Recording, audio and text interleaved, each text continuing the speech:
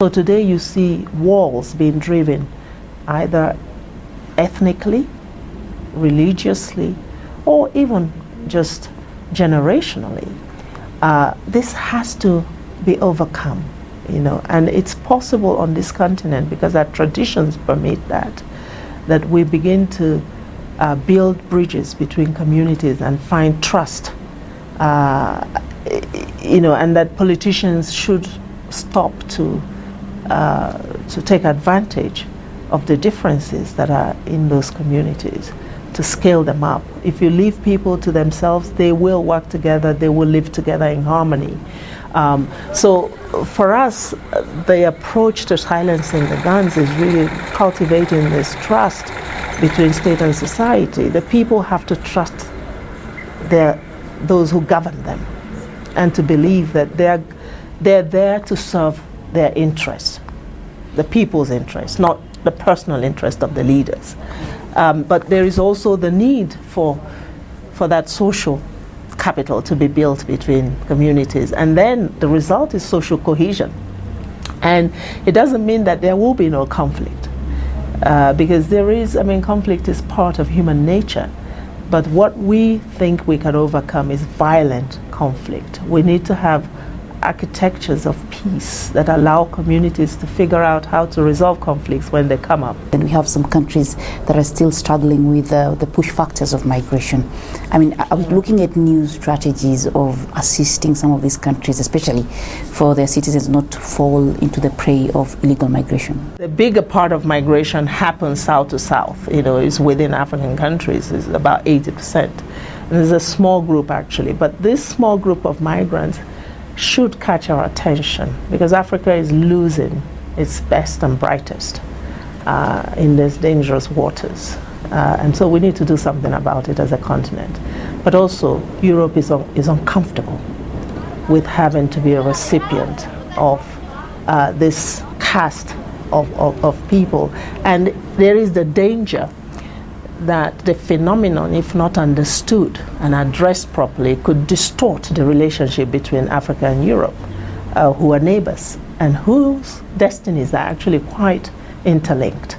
So if everything is defined now in that relationship based on this small group of migrants who leave, then it's a lose-lose situation. So how do we find a solution to this? By first hearing the voices of these individuals who leave, understanding what motivates them to go, and also understanding why they would stay instead of go.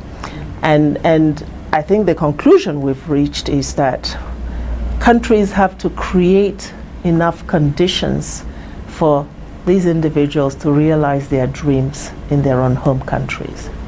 Even when that's done, we will still not be able to stop migration. And so our own purpose in doing this study is not necessarily to stop migration, because it's a historical phenomenon. In every country we can see the positive impact of migration. It transformed the United States and many other places in the world. So migration itself is not a crisis, it's a positive development phenomenon. But when it becomes done in an irregular manner, when people go not based on choice but are forced to migrate, then there is a complication and there's a problem. Then we're seeing some developed countries banning or restricting travel from or migrants from some African countries. Does that help?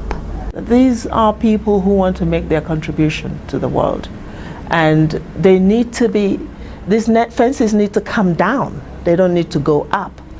Whether those contributions are made outside or within the countries, they are contributions. Nigeria, which is my country today, has some of the most educated scientists in the United States and other places. They are contributing in those countries. Migrants are not your typical criminals. These are people who are weighing in on our civilization through their talents and through their education, and many of those who go, the countries have invested in.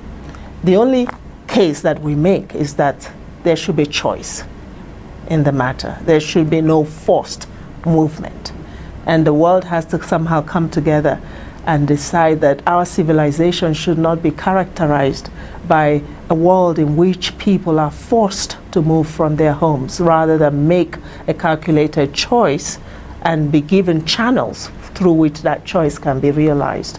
I do not think that raising fences is the answer. Peace and security and issues of governance. I mean, one of the important pillars of good governance is judiciary. I mean, African countries must have strong judiciary that people believe in. But we are seeing a situation whereby, I mean, we just got Sudan has agreed to the ICC. ICC has been a debate in the African continent and all that. Do you think that makes us look weak? Well, I think you need both, because we do have international justice systems. We have international law, and there has to be global norms that countries should follow that sort of supersede what happens at a country level as well. I mean, of course, internal judicial systems must apply, but the world also, because of the historical relationships that exist and the experience that we have seen globally, need international justice systems to kick in when it is required. And I don't think it's a sign of weakness. I think that it has to be, however, evenly applied. There has to be a standard that is established and that applies everywhere. It should not be limited to African countries. At the moment it is not. It just looks that way because there are many cases that come from the continent. All right, folks, that's a wrap of the agenda. Thank you very much indeed for joining us. Have a great Valentine.